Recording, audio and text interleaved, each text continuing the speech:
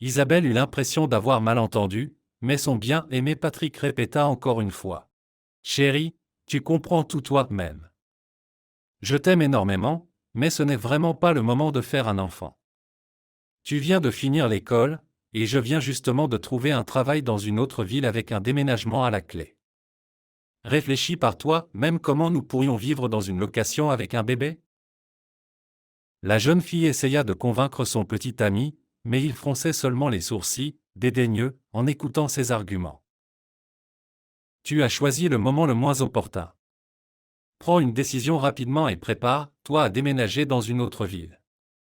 Il y a des perspectives là-bas, alors qu'ici. Eh bien, que t'offre cet endroit? Tu vois bien, personne ici ne prospère. Ni salaire décent, ni possibilité d'accomplir quoi que ce soit. Isabelle écouta jusqu'à la fin de la conversation angoissante et hocha déjà docilement la tête. Pour elle, tout était déjà décidé. Dans sa ville natale, il n'y avait vraiment rien de bon qui l'attendait. L'exemple de son père et de sa mère était trop frappant, ils sombraient progressivement. Ils célébraient la joie, la tristesse, et même la fin de la semaine de travail de la même manière, avec un verre à la main. La jeune fille avait essayé de lutter pour les personnes qu'elle avait autrefois adorées, mais il l'avait obstinément ignorée. C'était l'indifférence de sa mère, à qui elle avait annoncé sa condition, qui l'avait poussée à décider de déménager avec Patrick dans une autre ville. Mais Isabelle avait décidé de garder l'enfant. Elle espérait que tout s'arrangerait pour le mieux, mais elle se trompait lourdement. Il n'y avait pas de place pour l'ambition, et elle avait accepté pratiquement le premier emploi qui ne nécessitait pas d'éducation supérieure ou de compétences spéciales. Son petit ami bien-aimé n'était pas enchanté qu'une fille aussi charmante que Isabelle soit devenue serveuse, voire même parfois plongeuse, quand l'argent venait à manquer. Mais il ne l'en empêcha pas. C'était le salaire et les pourboires de Isabelle qui couvraient le loyer, les courses et toutes les petites choses du quotidien. Patrick commença à rentrer tard du travail, expliquant que c'était nécessaire pour bien se faire valoir. Et un soir, il vint chercher ses affaires personnelles à l'appartement. Chérie, je ne veux rien inventer. En gros, je ne t'aime plus. Si tu peux te permettre l'appartement, tu peux le garder, voici le numéro de la propriétaire. Alors, ne me fais pas de reproches. Patrick, et que vais-je devenir? Et notre enfant? Écoute, on avait convenu de quelque chose, non? Ou tu as décidé de faire cavalier seul en douce? Très bien, débrouille-toi toute seule alors. Bon, je n'ai plus de temps pour discuter avec toi. On m'attend. Au revoir. Quand la porte se referma derrière Patrick, Isabelle avait envie de pleurer, mais les larmes ne venaient pas. Seule une colère infinie envers l'homme qu'elle aimait et envers elle-même persistait. Cependant, il n'était pas temps de se lamenter longuement. Elle n'avait aucune envie de rentrer chez elle. Isabelle, bien qu'étant encore jeune, comprenait parfaitement que ses parents ne viendraient pas à son secours. De plus, à chaque occasion qui se présenterait, il la rabaisserait en évoquant sa mauvaise réputation et sa grande gueule. La grossesse se passa presque imperceptiblement pour la future mère.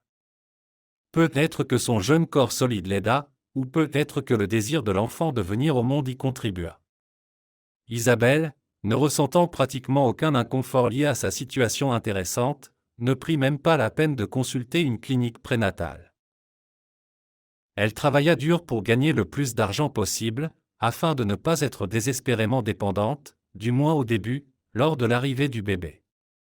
Le propriétaire du café n'était pas ravi de la perspective de perdre la charmante serveuse, capable de recommander sincèrement des plats aux clients et de les accueillir avec une hospitalité non feinte. Isabelle fut autorisée à aider en cuisine et même officiellement autorisée à emporter les restes de nourriture à la maison. La jeune fille ne prit pas cela comme acquis et fut très reconnaissante pour ce soutien inattendu.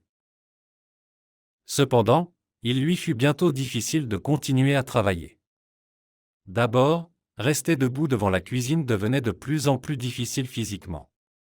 Ensuite, et surtout, Patrick venait souvent au café avec sa nouvelle petite amie, une grande beauté aux jambes interminables et au rire insouciant.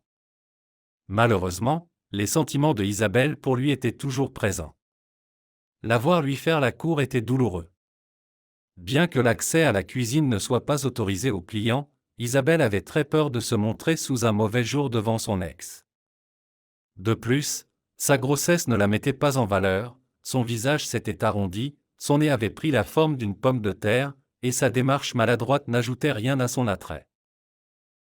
Ce sera une fille, affirma avec assurance le cuisinier, qui, bien qu'il traite Isabelle durement, ne montrait aucune animosité et même de la sympathie à son égard. Isabelle n'était pas officiellement employée, elle n'avait donc droit à aucune prestation. C'est pourquoi elle fut profondément touchée lorsque tout le personnel lui souhaita le meilleur lorsqu'elle quitta son emploi, accompagnant de gentils mots une enveloppe remplie d'argent et un sac avec un petit trousseau pour bébé. Certaines des affaires étaient totalement neuves, tandis que d'autres étaient en excellent état. La chose la plus précieuse était le sentiment de soutien, et Isabelle commença à croire, ne serait-ce qu'un peu, que tout irait bien. Avec regret, la jeune fille quitta l'établissement et, sur les conseils d'une de ses anciennes collègues, déménagea dans un autre appartement. Suivant également les recommandations, elle commença à travailler comme couturière à domicile. Au début, il fut difficile de s'habituer à la machine à coudre, mais bientôt Isabelle maîtrisa cet artisanat. Lorsque sa fille Nicole naquit, c'était justement son revenu de couturière qui aidait la petite famille à ne pas sombrer dans la pauvreté. Bien sûr, ils durent déménager plusieurs fois, mais Isabelle ne songea jamais à retourner dans sa ville natale. De plus, Nicole était un bébé très calme. Même quand elle était mécontente, son cri ressemblait plus à un miaulement de chaton. La petite fille s'endormit facilement au son d'une chanson simple que sa mère avait accidentellement composée pour elle. Douce douce, dors, bébé, devine qui vient à nous. C'est la lune, l'étoile, et le rêve, pour veiller sur toi, jusqu'au bout. Tout commençait à s'améliorer progressivement. Cependant, en raison de la crise, les revenus ont brusquement chuté, obligeant la famille à déménager dans un logement très modeste. Nicole avait déjà presque 3 ans. Sa mère ne pouvait être plus heureuse de voir que la petite fille faisait la sieste l'après-midi et ne craignait pas du tout de rester seule un peu. Isabelle profitait de ce temps pour essayer de trouver un emploi supplémentaire ou pour visiter des garderies en vue d'obtenir une place pour sa fille. Un jour, après un autre inutile voyage chez la directrice de la garderie, Isabelle faillit perdre connaissance en rentrant chez elle. La porte de l'appartement en location était entr'ouverte, bien que la serrure ne puisse pas être ouverte de l'intérieur. Non seulement toutes les choses de valeur avaient disparu, mais Nicole aussi. Avec la petite fille, avaient disparu ses documents et ses jouets. Isabelle se précipita au poste de police, mais on refusa même d'enregistrer une déclaration de la part d'une femme sans passeport. Par pur hasard, un major qui avait visité le café autrefois la reconnut et lui vint en aide. Grâce à lui, Isabelle fut dirigée sur la marche à suivre pour rétablir ses documents, et finalement sa déclaration fut acceptée. Cependant, l'enquête n'avançait pas. Isabelle gardait l'espoir, mais aucune piste ne fut trouvée. À chaque fois qu'elle rencontrait des petites filles qui ressemblaient à sa fille, elle y voyait Nicole, mais il s'agissait toujours d'une autre enfant. Elle se rendait chaque semaine chez l'enquêteur, mais n'obtenait aucune nouvelle. Le fardeau de la culpabilité pour avoir laissé sa fille sans surveillance écrasait la malheureuse mère. L'incertitude la poussait presque au bord du gouffre.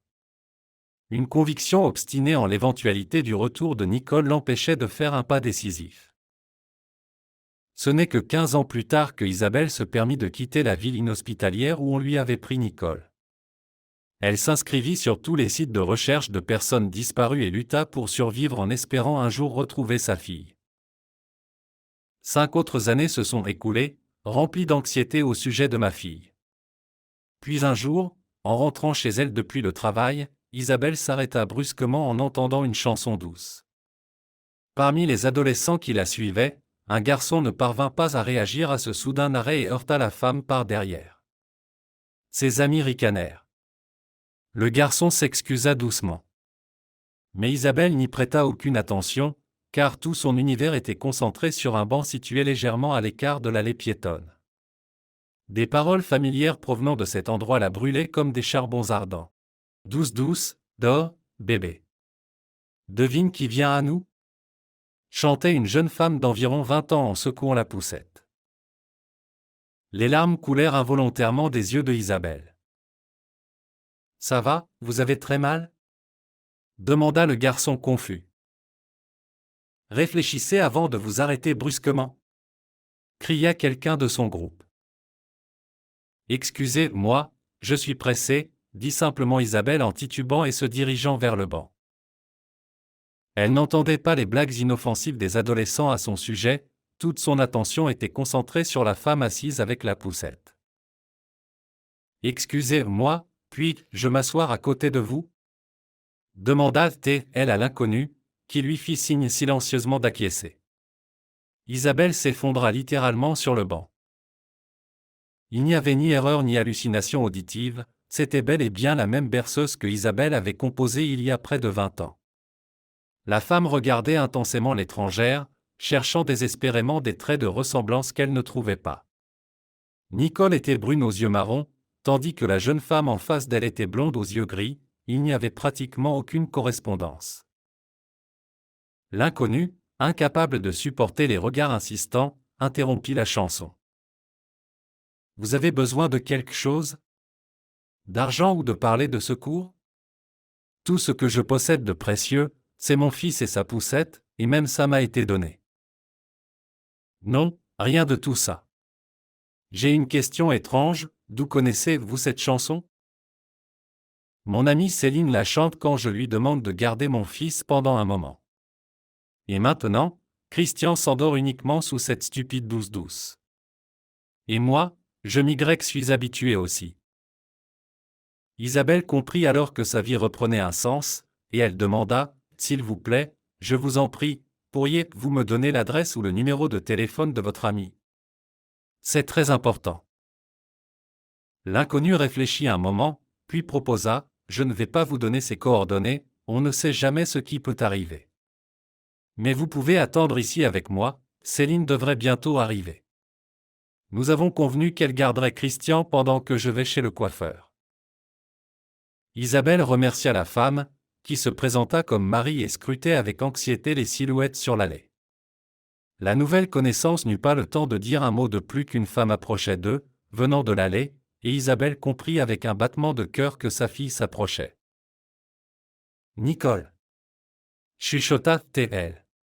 « Céline !» corrigea Marie, mais Isabelle ne l'entendit pas. Elle se précipita vers sa fille, mais n'osa pas l'embrasser. En examinant attentivement la jeune femme, Isabelle fut convaincue qu'il s'agissait bien de sa Nicole. Il y avait une cicatrice à peine visible sur son nez, un souvenir d'enfance. Elle se présenta et demanda, « Bonjour, si possible, écoutez-moi. » D'accord, je vais remplacer Marie pour l'instant, elle est pressée d'aller au salon. Et alors je vous écouterai, la jeune femme accepta assez facilement. Isabelle raconta qu'elle avait entendu une chanson familière et avoua qu'elle en était l'auteur. La réponse de la jeune femme la stupéfia. « Quoi? La conscience de la coucou-mère s'est réveillée. Mon père m'a avoué depuis longtemps que tu m'avais abandonné et qu'il m'avait récupéré. À l'époque, j'avais eu une grosse dispute avec la femme que je croyais être ma mère, et elle m'avait crié que j'étais une étrangère et qu'elle n'avait pas l'intention de me supporter. » Isabelle, craignant que Nicole ne la croie pas, ouvrit précipitamment sur son smartphone tous les sites où elle mettait régulièrement à jour les annonces concernant sa fille disparue. Juste une détective, réussit à peine à dire la jeune femme, puis elle demanda, « Pourriez-vous s'il vous plaît chanter cette berceuse ?» La douce mélodie retentit à nouveau dans le parc, et lorsque toutes les paroles furent chantées, la jeune femme enlaça fermement Isabelle. « Je me souviens mal des événements de mon enfance, mais tes intonations dans cette chanson me revenaient souvent à l'esprit. Allez, quand Marie reviendra, tu viendras chez moi avec moi? Nous allons parler à mon père et à ma belle-mère. » Isabelle accepta. Et le soir même, le mystère de nombreuses années fut résolu. C'était en effet Patrick qui avait pris sa fille quand il s'est avéré que sa femme ne pouvait pas avoir d'enfant. L'homme avait décidé qu'il suffirait de faire entendre à la fillette les informations nécessaires, mais il avait sous-estimé le fait que la berceuse maternelle ne serait pas oubliée. Isabelle n'a pas pu pardonner à Patrick, mais d'un commun accord avec sa fille désormais installée chez elle, elle n'a pas porté d'accusation contre lui. Nous avons déjà passé tant d'années séparées, et les procédures judiciaires prendraient encore plus de notre temps, a déclaré Isabelle, serrant sa bien-aimée fille dans ses bras.